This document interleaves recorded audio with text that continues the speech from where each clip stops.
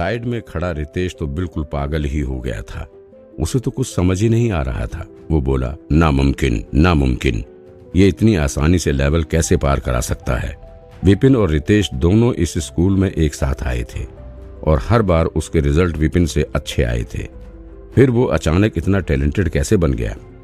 School के श्रेष्ठ और यहाँ तक के प्रिंसिपल भी किसी को इतने कम टाइम में लेवल पार नहीं करा सकते थे, फिर इसने ऐसा कैसे कर दिखाया।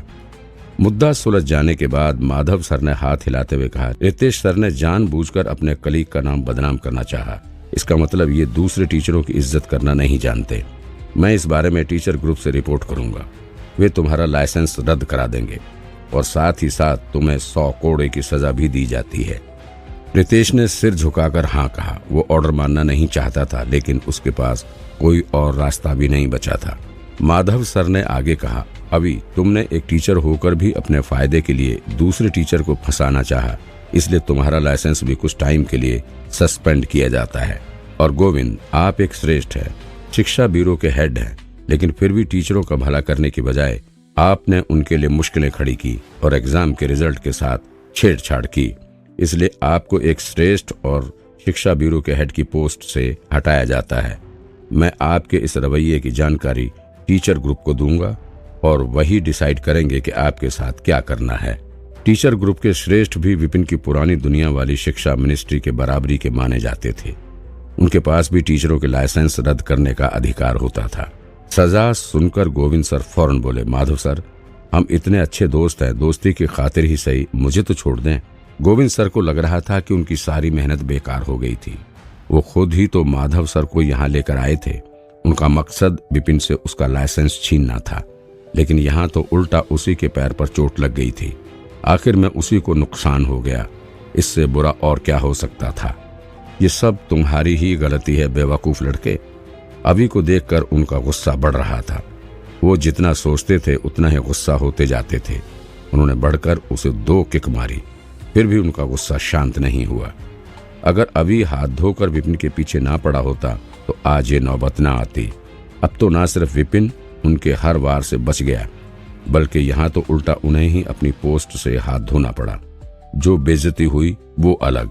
अगर एक बार ये खबर स्कूल में फैल गई कि गोविंद सर दूसरे टीचरों को फंसाते हैं और रिजल्ट के साथ छेड़छाड़ करते हैं, तो पूरा स्कूल उनसे नफरत करेगा और उन्हें लोगों की इंसल्ट भी झेलनी पड़ेगी।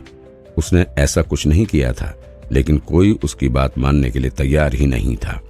सभी लोगों में से अभी को भी अपने दादा ही मिले थे फालतू कामों में लगाने के लिए।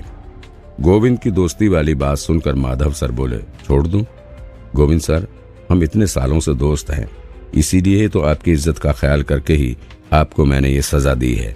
अगर आपकी जगह कोई और होता तो मैं उसकी शिकायत टीचर ग्रुप से कर देता और उन्हें ये भी बता देता कि आप टीचरों पर दबाव डालते हैं। अब तो आपका भी लाइसेंस रद्द होना तय था। आज के बाद ऐसी कोई हरकत मत करना, वरना अगली बार मैं दोस्ती का लिहाज भी नहीं करूंगा। गोविंद सर को पता था कि माधव सर सच बोल रहे थे। अगली बार ऐसा कुछ हुआ तो वो स्कूल से निकाले ही जाएंगे। वे जमीन पर गिर पड़े और जोर जोर से रोने लगे, जैसे उनका कोई रिश्तेदार मर गया हो। उन तीनों को सजा देकर माधव सर विपिन की ओर देखकर बोले, विपिन सर, आज आपको तकलीफ हुई। इस ढोंगी टीचर की वजह से आपको बिना कारण ही इतनी परेशानी झेलनी पड़ी। टीचर ग्रुप से ही इन्हें पहचानने में गलती हो गई। विपिन ने हाथ हिलाकर उन्हें मना किया, जैसे उसे इन सब से कोई फर्क ही ना पड़ता हो। फिर वो बोला, कोई बात नहीं, कभी कभी 1-2 ऐसे लोग आ ही जाते हैं, इसमें आपकी गलती नहीं है। उसका बर्ताव देखकर सभी इम्प्रेस हो गए थे। देखा, एक टीचर में ऐसी ही महानता और दयालुता होनी चाहिए।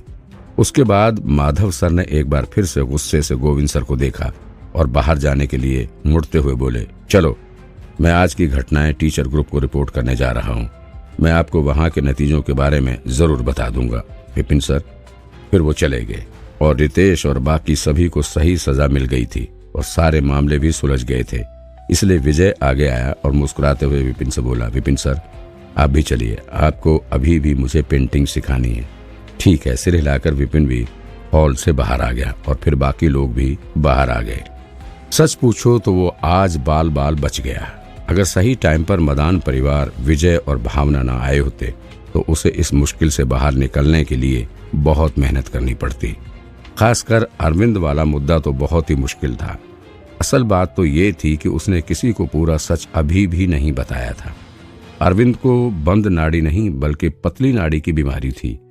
सीधे शब्दों में कहा जाए तो इसका मतलब ये था कि जहां बाकी लोगों के पास 8 लेन की रोड थी, वहीं अरविंद के पास सिर्फ 1 फुटपाथ। इतनी पतली नाड़ी से उसका ध्यान लगाते हुए दर्द होना आम बात थी।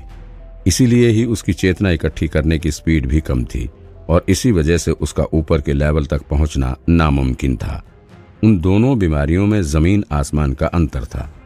बंद नाड़ी का मतलब उसकी नाड़ी में ही पत्थर थे और इसलिए वो आसानी से एनर्जी इकट्ठी नहीं कर सकता था, जबकि दूसरी बीमारी में उसकी नाड़ी पतली होने की वजह से उसकी स्पीड कम ही रहेगी, लेकिन उसे कोई दिक्कत नहीं होगी।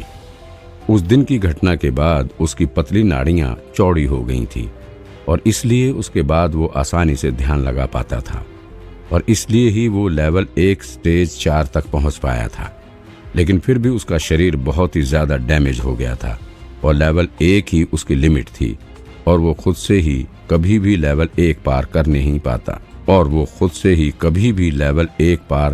ही ना पाता। लेकिन फिर भी अपनी गलती सुधारने के लिए और उसका थोड़ा डैमेज दूर करने के लिए विपिन ने उसकी मदद की।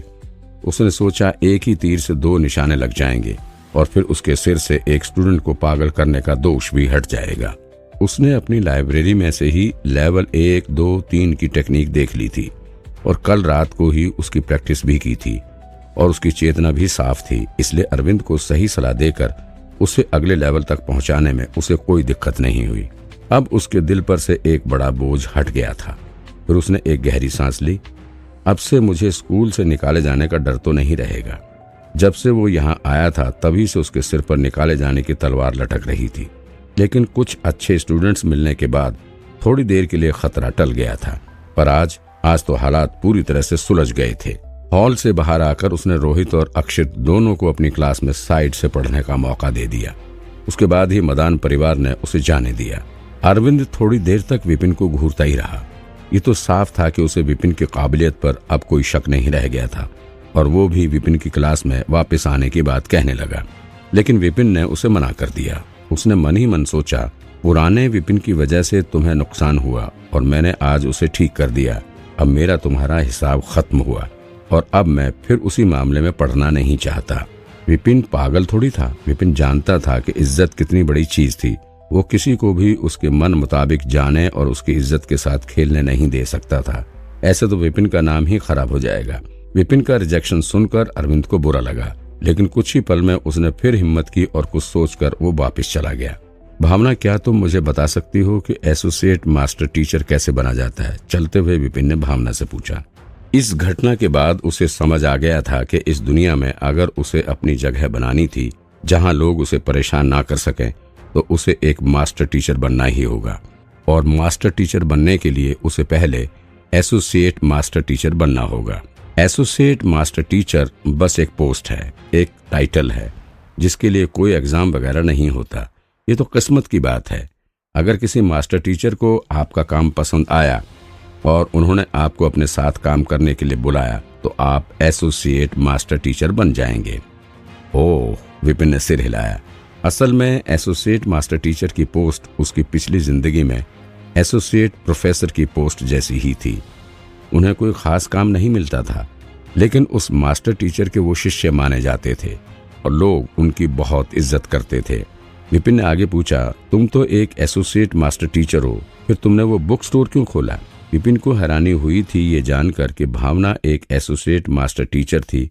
पहले भी जब वो बिना किसी रोक टोक के मास्टर राजेंद्र के घर में जा रही थी, तभी विपिन को लगा था कि वो जरूर कोई ना कोई बड़ी पोस्ट पर होगी, लेकिन उसे क्या पता था कि वो एक एसोसिएट मास्टर टीचर निकलेगी।